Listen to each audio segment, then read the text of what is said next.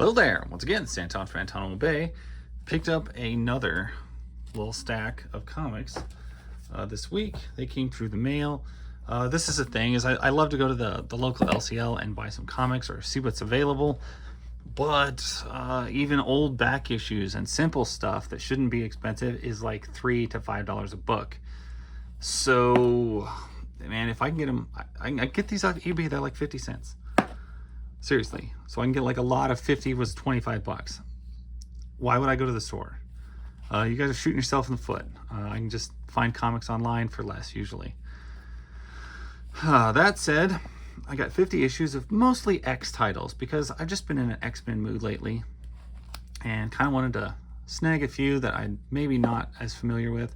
So I got, out of this lot, I got X-Men Unlimited number 7, which I thought I liked the cover very much. And this was just kind of a grab bag of stuff, so it's kind of all over the place, but it's here's X-Men Unlimited number 31, which is a crazy looking Rogue cover. I like really nasty, but I kind of like it, I think. Extreme X-Men number 45. I also like that cover very much. This is usually farther forward in time than I normally buy comics, though. Picked up Alpha Flight 115, which if you're into Alpha Flight, we've got a whole bunch of videos on Alpha Flight. We're not to 115 yet. We just wrapped up with 104, but if you want to go check those out, go right ahead. This looks like a modern comic. Cable and X-Force number 10. Don't know nothing about that. That's too new for me. Ditto with Return of Wolverine number 4. That's too early, too new. Inferno number 2, also no idea what's going on. Another series that we've been going through, they gave us a random issue of Astonishing X-Men number 3. One of the best series of the Age of Apocalypse and one of my favorite X-Men titles probably ever. So, and my favorite version of Rogue. And this is Astonishing X-Men 14, but this is not Age of Apocalypse. This is regular series. Comics were running $2.99 at this point, which there were a few comics I bought at $2.99, but they were like deluxe issues that were for mini series. I would never buy a standard issue at that price. Anyway, Amazing X-Men number 15. X-Men number 165 with the bizarre face that Emma Frost is making. But, I don't know. Claremont's writing it, so, I don't know. X-Men Unlimited number 3. This is some classic older type stuff. But look at that price. $3.95 for a cover price. I gotta look at the date inside because that just seems really expensive. Now we got really beautiful covers going on in here. 1993. Don't get me wrong. It's thick. I recognize that it's thick, but $4? Dang. Magneto 17. Too new. Extreme X-Men. I do have a lot of these. They're on the border. Like, this is technically past when I bought comics regularly, but I'm not totally turned off to the idea of grabbing a few of these. So, Extermination Conclusion number 2. Don't know anything about that.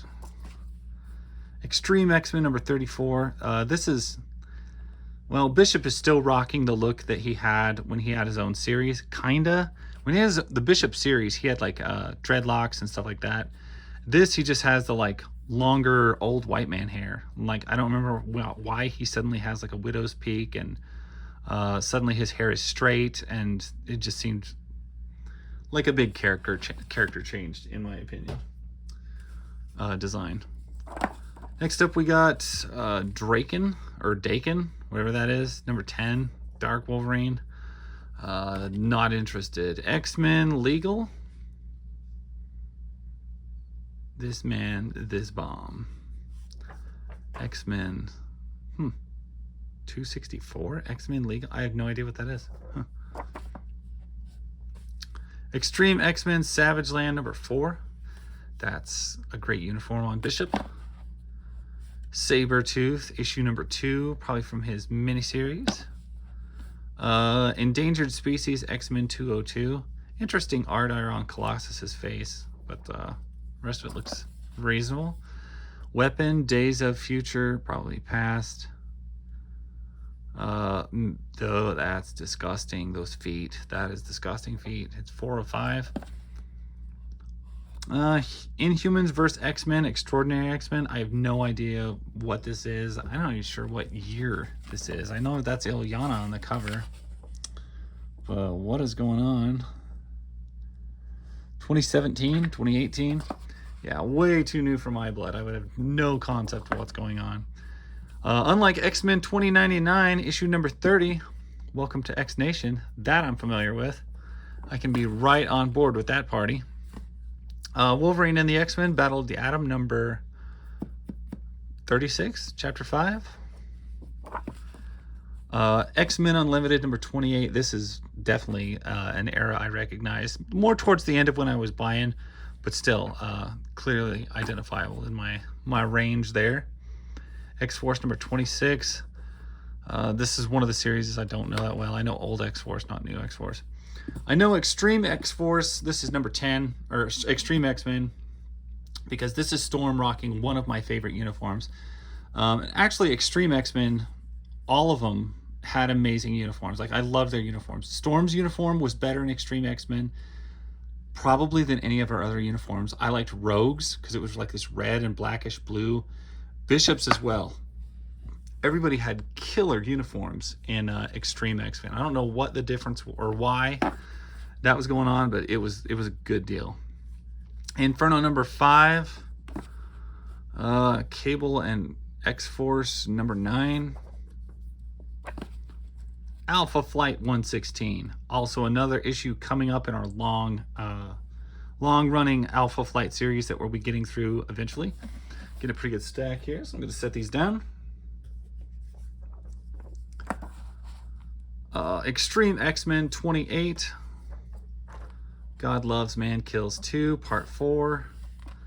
If I remember right, that story was garbage, and I hated it. Plus, you can clearly tell this is Wolverine, Hugh Jackman, not or Hugh Jackman Wolverine, not like comic Wolverine. And yet, that's the way they're going to sell him now. Inferno 04. Death of Wolverine, the Weapon X program. Back into familiar territory, we have X-Men Unlimited. Where's my issue number? Number 10, Beast vs. Beast, the real McCoy.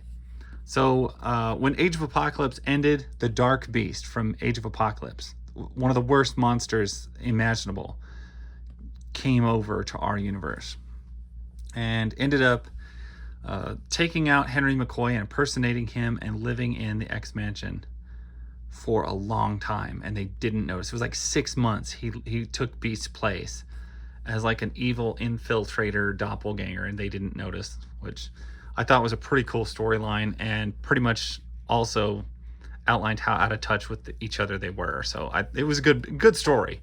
But anyway, there's the wrap up to that. X-Men Unlimited number 13, Fugitive from Space. You got some Silver Surfer action.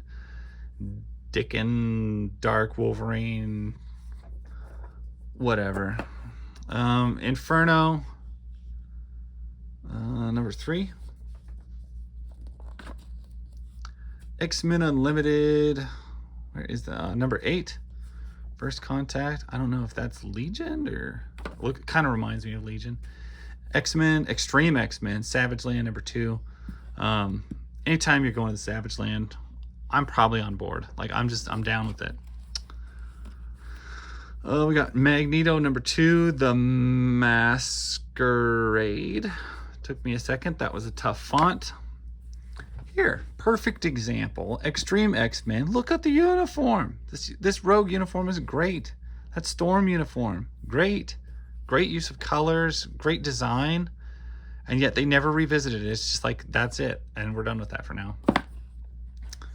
Magneto and Rogue starting over. This is X-Men Unlimited number 11. Good looking title, cover. Dake and Dark Wolverine number 9.1. Are they really? Do they really like number this stuff 9.1? I'm glad I don't read this stuff anymore. Glad I quit buying it at a certain time Where issues could just be issue 9, like this issue 9 of Alpha Flight Volume 2. Don't have a lot of this series. Was never as wild about it, but I did like that Vindicator's uniform was suddenly like a green Canadian flag as opposed to a red Canadian flag. Some reason that spoke to me. I thought it really went with her red hair. It just felt right. Although they took her cool glasses off, and that was a big mistake. X-Men Unlimited 14. The one they left behind. Magneto number 19, Last Days of Magneto. Not sure what that is. Another stellar cover from Extreme X-Men. This is issue number 44. Alpha Flight Volume 2, number 12. Doing a nice homage to the last Alpha Flight issue number 12.